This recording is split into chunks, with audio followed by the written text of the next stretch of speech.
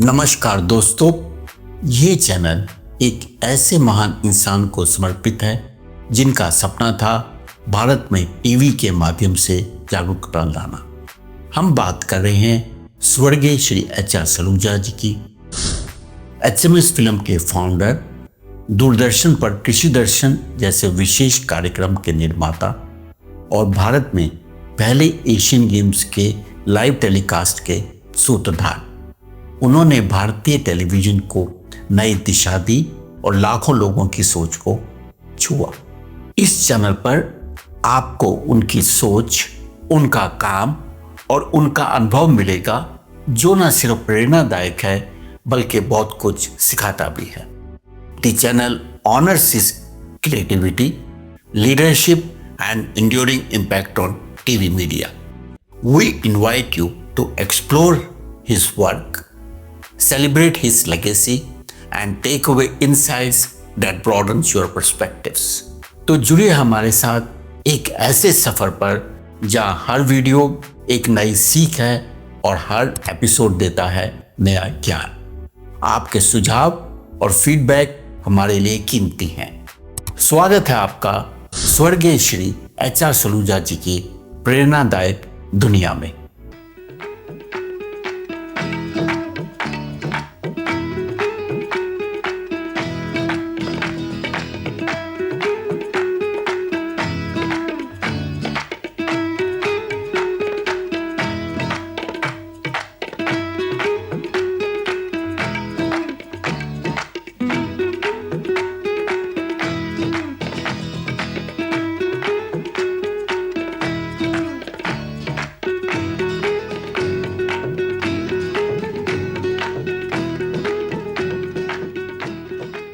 नमस्कार। धरती का आंचल की ओर से आप सबको नववर्ष की बहुत बहुत शुभकामनाएं। इन दिनों बाजार में सब्जियां खूब आ रही हैं और धीरे धीरे इनके दामों में भी कमी देखने को मिल रही है। जो अन्य सब्जियां खेतों में लगी हुई हैं, उन्हें इस समय आवश्यकता है अच्छी देखभाल की। इस विषय पर विस्तृत जानकारी दे रहे हैं भारतीय कृषि अनुसंधान संस्थान के वरिष्ठ वैज्ञानिक डॉक्टर रणबीर सिंह। आजकल जो सब्जियां लगी हुई हैं, इनमें आलू, गोभी और ब्रोकली मुख्य सब्जियों वाली फसल हैं। तो ये आलू आप देख रहे हैं, आलू में सबसे पहले ये देखिए कि अगर खरपतवार दिखाई दें तो उनमें जो इतने भी खरपतवार हैं उसको निकाल दें, क्योंकि खरपतवार एक ऐसा है कि ये बीमारी भी लाता है और कीड़े भी लाता है। इसलिए खरपतवार का होना आलू की फसल में बहुत ही नुकसानदायक है। इसके बाद अगर आपने आलू में ये खरपतवार निकाल दिए हैं तो इसके बाद देखिए कि कोहरा पड़ रहा है आजकल, और कोहरा पड़ने से जो भी ये एफिड या चेपा लगता है, ये मटर सरसों से इसके आलू के ऊपर आ जाता है और आलू के पत्तियों का रस चूस लेता है। या देखा होगा आपने कि इसमें आजकल बीमारी आने का भी खतरा है, जो पछेती आपकी ब्लाइट आ जाती है, पत्तियाँ मुड़नी शुरू हो जाती हैं। उसके लिए ये ध्यान रखें कि इसमें दोनों दवा मिला लें, एक तो कीटनाशक दवा और फफूंदीनाशक दवा दोनों ही, जैसे एंडोसल्फान है और दूसरी है इसमें डाईईथेन M45। ये दोनों दवा मिला के इसमें स्प्रे कर दें, क्योंकि हो सकता है कोहरे के बाद तुरंत ही आपको बीमारी दिखाई दे। तो इस सावधानी के लिए इस आपका छिड़काव इसका बहुत ज़रूरी है। इनमें दोनों दवाओं को ये देख लीजिए कि 1 लीटर पानी में 1.5 या 2 लीटर एंडोसल्फान और 1.5 मिलीग्राम आप वो ले लीजिए डाईईथेन M45। तो इन दोनों को मिला के 1000 लीटर पानी में, या 800 लीटर पानी भी ले सकते हैं, वो फसल का कितना आपका ऊपर का वो है उसके हिसाब से लेके इसको मिला लीजिए। और इसमें इसका छिड़काव शाम के वक्त करें, सुबह को ना करके, क्योंकि शाम को हवा आपका खुला वातावरण होता है, अभी तो ओस पड़ रही होगी तो नीचे निकल जाएगा। लेकिन ये भी दूसरा ध्यान हमको रखना है कि पत्तियों के नीचे भी छिड़काव करें। यही नहीं कि भाई ऊपर ऊपर इसका छिड़काव कर दिया तो कीड़े ऊपर के, लेकिन इसमें नीचे भी होते हैं, तो नीचे भी इसका छिड़काव कर दें तो आपका चेपा भी मर जाएगा और जो हमारी बीमारी आने की संभावना है वो दूर हो जाएगी। अब रही बात, जैसे ही ये कोहरा ख़त्म होगा, तापक्रम आजकल नीचा चल रहा है आपका। जिस दिन भी मौसम साफ़ होगा, आसमान साफ़ होगा और आपकी पछुआ हवा चली तो ये संभावना पाले की भी बढ़ जाती है।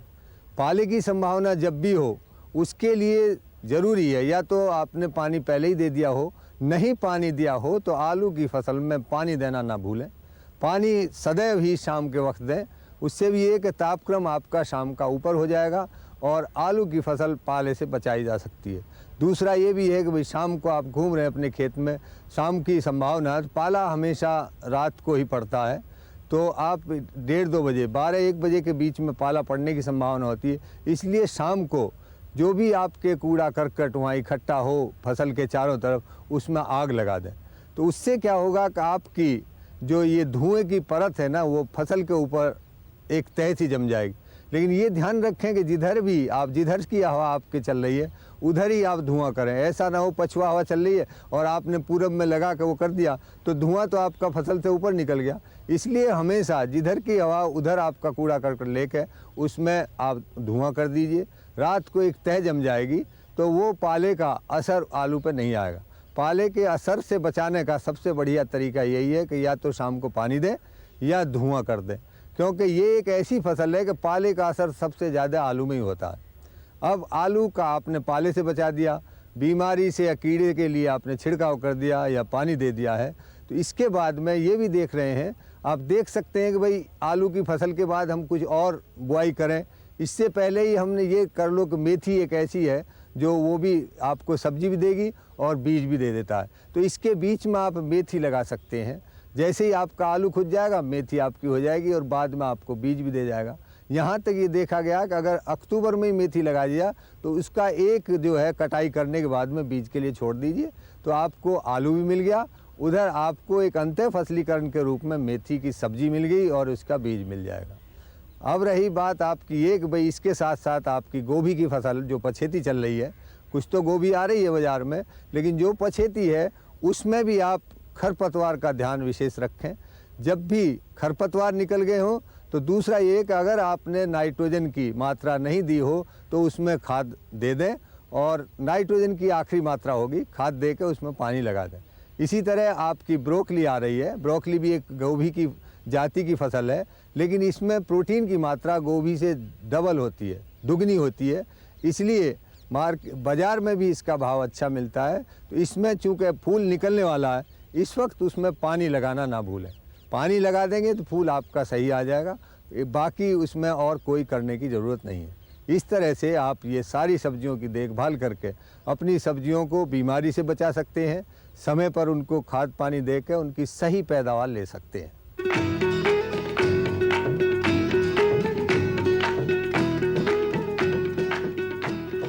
देश की ज़रूरत का कोई 40% खनिज तेल हम स्वयं अपने ही देश में उत्पादित कर रहे हैं। मुख्य रूप से इसका श्रेय जाता है तेल एवं प्राकृतिक गैस आयोग यानी कि ONGC को। ONGC न केवल खनिज तेल का उत्पादन करता है, बल्कि जिन क्षेत्रों में वे तेल का दोहन करता है वहां के आसपास के क्षेत्रों के विकास में एक सराहनीय योगदान भी दे रहा है। जैसा कि आपको पता है कि किसी भी देश के लिए ऊर्जा का महत्व होता है, और प्राकृतिक तेल और गैस ऊर्जा के लिए एक विशेष स्थान रखते हैं, और ONGC उस ऊर्जा के क्षेत्र में एक विशेष कार्य कर रही है। ऐसा अक्सर देखा गया है कि जहाँ भी प्रकृति देश में तेल देती है वो राज्य, वो इलाके बहुत ज़्यादा पिछड़े हुए रहते हैं और वहाँ के लोगों की सामाजिक और आर्थिक स्थिति भी बहुत अच्छी नहीं होती। तो जब आप जैसी कंपनियां वहां जाती हैं तो उनसे यह अपेक्षा की जाती है कि वे बदले में उन लोगों के विकास और उत्थान के लिए कुछ काम करें। तो आप अपने इस सामाजिक दायित्व की पूर्ति कैसे करते हैं?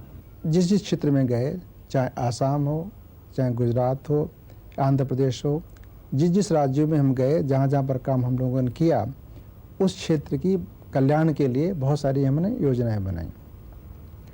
विशेष करके जब हम कभी जाते हैं तो खास करके रूरल एरियाज होते हैं, ग्रामीण क्षेत्र होते हैं, वहाँ पर जो सड़कें हैं हम लोग सड़कें बनाते हैं, कभी कभी जो ब्रिज होते हैं उन ब्रिज भी बनाते हैं।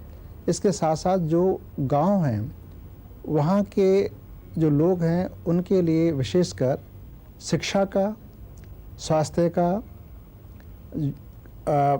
समुदाय विकास का, खेलों का, सांस्कृतिक का, इन क्षेत्रों में हम लोग विशेष सहयोग देते हैं।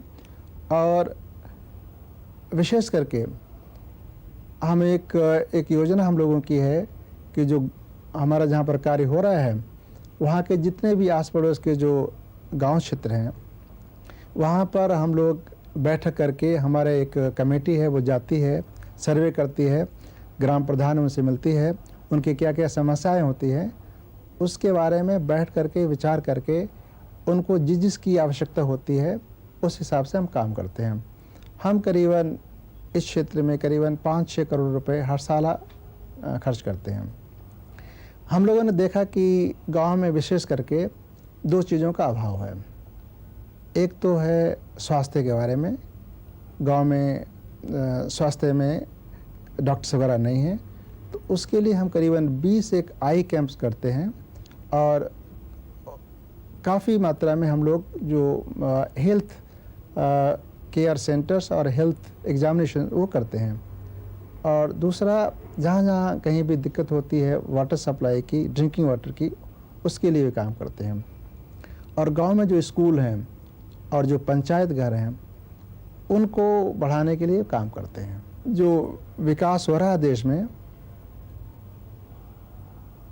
उसका लाभ गांव तक पहुंचना चाहिए।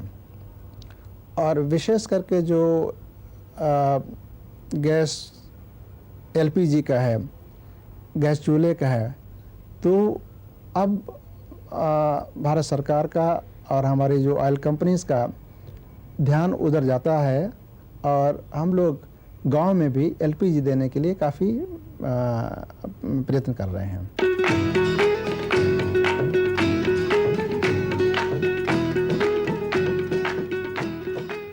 महिला सरपंच की कहानी अब बड़े ही नाटकीय मोड़ पर आ पहुंची है। सरपंच रुक्मिणी देवी के छोटे बेटे रमेश अपने चाचा जसवंत और उसके साले के जाल में इस कदर फंस गया है कि उसे अपने अच्छे बुरे की समझ बिल्कुल खत्म हो गई है। कहते हैं ना, विनाश काले विपरीत बुद्धि। देखें रमेश की विपरीत बुद्धि उसे किस अंजाम पर ले जा रही है। अरे रमेश, तुम? मैं तो समझा जीजा जी आए हैं। क्यों, चाचा भी आए नहीं क्या? तुम कैसे? सब ठीक तो है ना? हाँ बस ठीक है।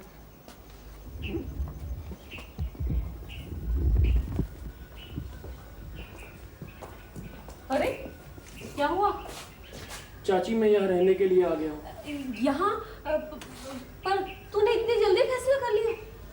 अम्मा से तो पूछा है ना? हाँ, आज इस बात पर बड़ी दोपहर को बहस हुई। किस बात पे? पता नहीं, जब मैं यहाँ से गया तो अम्मा को कैसे पता चल गया, मेरे पीछे हाथ धोकर पड़ गई। अरे कुछ पानी वानी तो पूछे।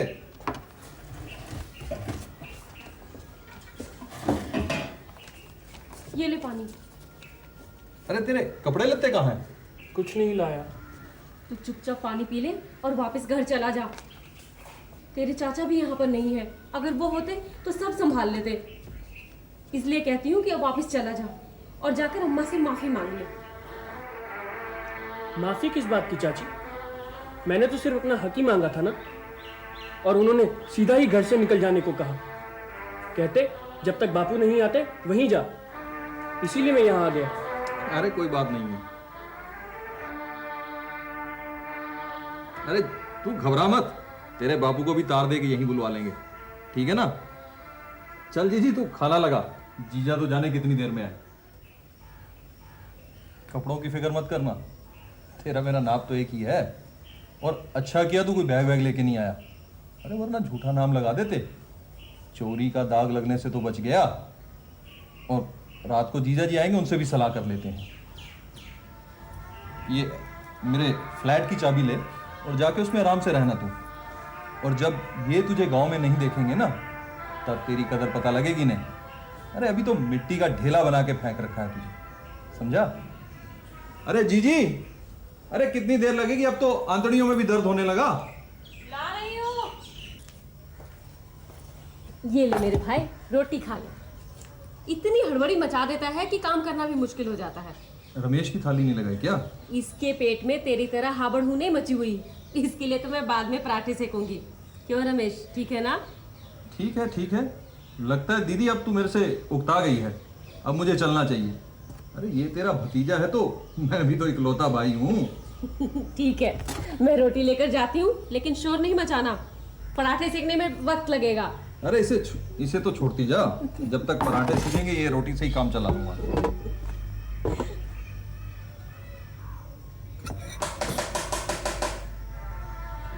देखियो कौन है। देखना तो रमेश कौन है। अरे नहीं अंकल जी, मैं नहीं जाऊंगा, क्या पता कोई मुझे देखने ही आया हो। अच्छा तू अंदर जा, मैं देखता हूँ।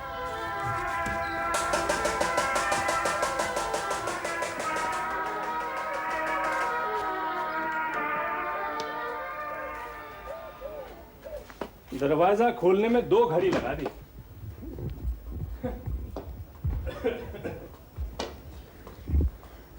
अच्छा तो साले साहब खाना खा रहे हैं। अरे भाई मेरी इंतजार तो की होती, मेरे पास खास है।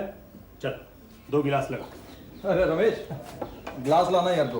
अरे तू रसोई में बिल्ली की तरह क्या कर रहा है? कब आया? इससे मत पूछो जीजा श्री, बहुत दुखी है आज। क्यों भाई, क्या बात है?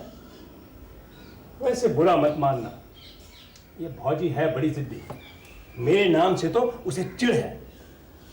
अगर मेरे नाम का कोई कुत्ता भी गांव में देख लेना, उसे भी पत्थर मार मार के भगा दे। अरे जीजा श्री, आप फिर भड़कने लगे। कितनी बार आपसे कहा है, दिल से नहीं दिमाग से काम लीजिए। अरे इसीलिए 2 मिनट लग गए कि कोई ये देखने तो नहीं आया कि रमेश यहाँ है। क्यों भाई, घर से भाग कर आया क्या? किसी ने रोका नहीं? बैठ बैठ बैठ बैठ, कोई नहीं, बैठ बेटा, अपना ही घर है बेटा। तू घबरा मत, जब तक जसवंत चाचा तेरे साथ है हिम्मत रखना। बता क्या बात है? आज जब मैं यहाँ से गया तो अम्मा गुस्से में बैठी थी। भैया ने पूछा कि क्या बात है, तो बस गुस्से में मेरे पीछे पड़ गई। चाचा, मैं कहाँ जाता हूँ, किससे मिलता हूँ, अम्मा को पता नहीं घर बैठे कैसे पता चल जाता है। कुछ नहीं बेटा, तेरी माँ किस्मत वाली है। वो जो बात तुक्के से भी कहती है सही निकलती है, और अच्छा खासा आदमी भी झूठ नहीं बोल सकता। कड़ी की तरह भौजी उबाल खाएंगी, ये बात मुझे अच्छी तरह पता थी। इसीलिए मैं शहर चला गया था कि तुझे डांट डपट कर चुप हो जाएंगे, पर यहाँ तो पूरी कहानी उल्टी निकल रही है। अब असल बात बता, तूने घर छोड़ा या उसने घर से निकाला? जीजा श्री शांत शांत और धीमे, आपकी आवाज 5वीं गली तक जा रही है। हरदयाल, 2 नहीं 3 गिलास। हाँ तो मेरे शेर, अब बता क्या बात हुई? जब मैंने अपना हिस्सा मांगा तो उन्होंने कहा यहाँ से चला जा, जब तक तेरे बापू नहीं आते, वहीं जाकर रहे जो तेरे सगे हैं। इसीलिए मैं यहाँ चला आया। ठीक किया। जीजा श्री, आपके बड़े भाई साहब को यहाँ नहीं बुलाया जा सकता क्या? देखो भाई, हम पर कोई बात नहीं आनी चाहिए, पहल उन्हीं को करने दो, उन्हें भी करने दो दौड़ धूप। अपने बेटे को कुछ ढूंढे वो, क्यों? हरदयाल, तू एक काम कर, तू रमेश को लेकर आज ही शहर चला जा। मेरे ख्याल से जीजा श्री ये ठीक नहीं रहेगा। अगर हम दोनों यहाँ पर होंगे तो किसी को शक ही नहीं होगा। क्यों, फ्लैट तो ढूंढ लेगा ना तू? कहाँ पर है फ्लैट? अरे तिलक नगर में, सलूजा नर्सिंग होम के सामने। चाबी तो मैंने तुझे दे ही दी है। हाँ। और शेर बन, दीदी थोड़ा नमकीन तो देना। चाचा मैं अभी चला जाऊं? अरे खा पी के जाना। ढूंढ लेगा ना? मेरा मन नहीं कर रहा। आज रमेश की आजादी का जश्न है, इसलिए खूब खाओ खूब पियो। क्यों रमेश, ठीक कह रही हूँ ना मैं? लो जीजा श्री, लो रमेश। अरे तेरी हंसी को क्यों ब्रेक लग गई जसवंती? हे इशारे विशारे क्या कर रही है? अपना ही बेटा रमेश, जो कहता कह ले। भौजी आप आइए। रुक क्यों गए? मौज करो ना। मुझे पता था रमेश यहीं पर है। आओ ना भौजी, हरी हट ना, भौजी को बैठने दे। मैं यहाँ बैठने नहीं आई हूँ, मैं यहाँ तुम लोगों को ये बताने आई हूँ, मेरे जिस पौधे की जड़ों में तुम जहर घोल रहे हो, एक दिन वो बिच्छू बूटी बनकर तुम लोगों को ऐसा डसेगा कि पानी मांगने लायक नहीं रहोगे। ये मेरा बेटा है, इसकी रगों में मेरा खून है, एक दिन ये मेरे पास ज़रूर लौटेगा।